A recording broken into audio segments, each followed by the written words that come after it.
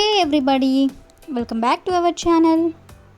In this video we have to learn some daily used English sentences that we are translating from Telugu to English which we used in daily life. So let's get started.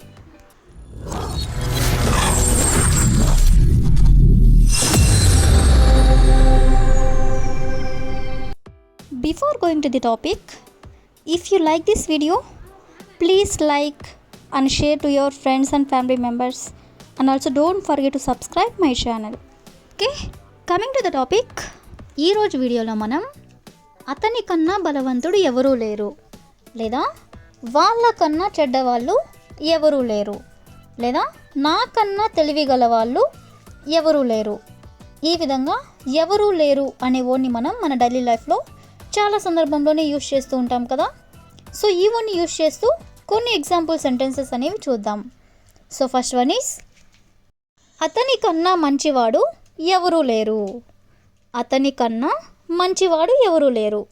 So దీన్ని మనం ఇంగ్లీష్లో no one is better than him. No one is better than him అంటే అతని కన్నా మంచివాడు ఎవరూ లేరు అని.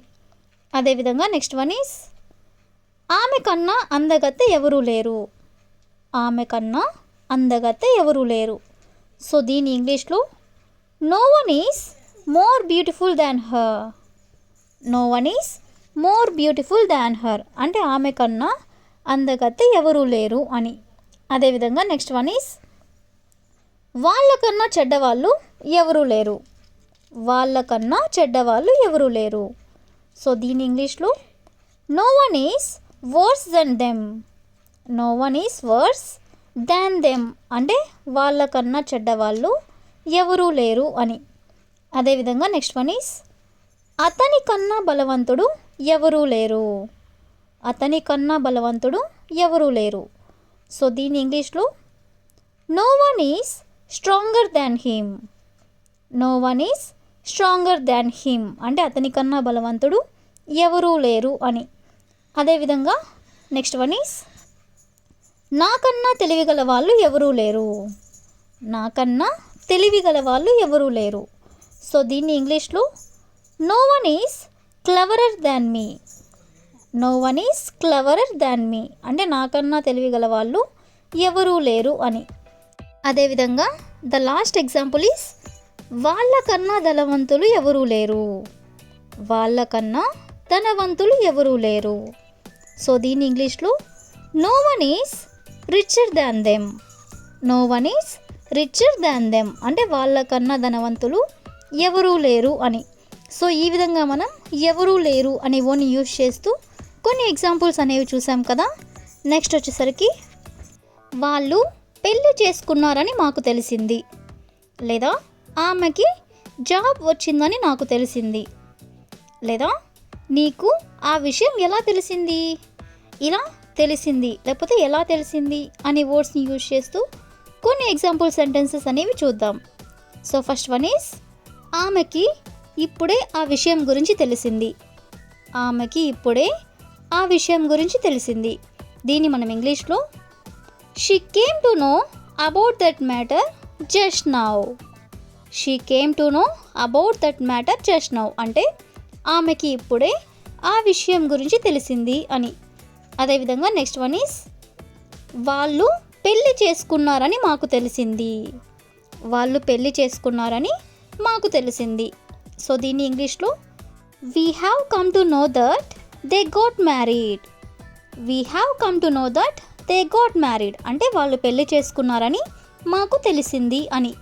అదేవిధంగా నెక్స్ట్ వన్ ఈజ్ ఒకరోజు నువ్వు నిజం తెలుసుకుంటావు. ఒకరోజు నువ్వు నిజం తెలుసుకుంటావు.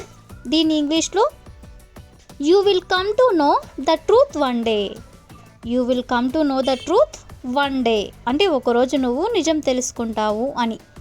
అదేవిధంగా నెక్స్ట్ వన్ ఈజ్ ఆమెకి జాబ్ వచ్చిందని నాకు తెలిసింది. ఆమెకి జాబ్ వచ్చిందని నాకు తెలిసింది. సో దీని ఇంగ్లీష్లో I have come to know that she goat A job. I have come to know that she goat A job అంటే ఆమెకి జాబ్ వచ్చిందని నాకు తెలిసింది అని. అదేవిధంగా నెక్స్ట్ వన్ ఈజ్ నీకు ఆ విషయం ఎలా తెలిసింది. నీకు ఆ విషయం ఎలా తెలిసింది అని అడగాలనుకున్నప్పుడు how did you come to know about that matter? How did you come to know about that matter అంటే నీకు ఆ విషయం ఎలా తెలిసింది అని. అదేవిధంగా నెక్స్ట్ వన్ ఈస్ మేము ఇల్లు కొన్నామని వాళ్లకు తెలిసింది. మేము ఇల్లు కొన్నామని వాళ్లకు తెలిసింది. సో దీని ఇంగ్లీష్లో they came to know that we bought a house. They came to know that we bought a house అంటే మేము ఇల్లు కొన్నామని వాళ్ళకి తెలిసింది అని. అదేవిధంగా నెక్స్ట్ వన్ ఈస్ అతను అమెరికా వెళ్ళలేదని ఆమెకి తెలిసింది. అతను అమెరికా వెళ్ళలేదని ఆమెకి తెలిసింది.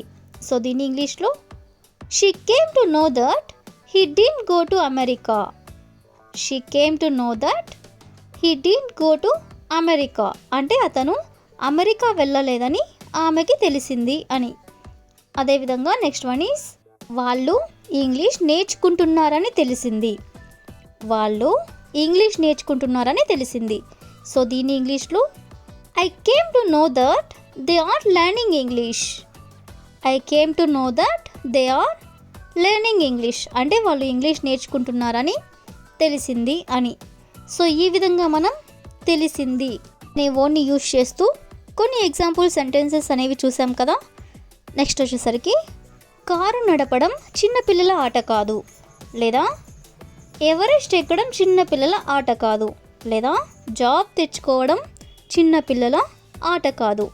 ఈ విధంగా చిన్నపిల్లల ఆట కాదు అనే వర్డ్ని యూజ్ చేస్తూ కొన్ని ఎగ్జాంపుల్ సెంటెన్సెస్ అనేవి చూద్దాం. సో ఫస్ట్ వన్ ఈస్ డబ్బు సంపాదించడం చిన్నపిల్లల ఆట కాదు. డబ్బు సంపాదించడం చిన్నపిల్లల ఆట కాదు. సో దీన్ని ఇంగ్లీష్లో earning money is not a child's play. Earning money is not a child's play అంటే డబ్బు సంపాదించడం చిన్నపిల్లల ఆట కాదు అని. అదేవిధంగా నెక్స్ట్ వన్ ఈస్ క్రిమినల్స్ని డీల్ చేయడం చిన్నపిల్లల ఆట కాదు.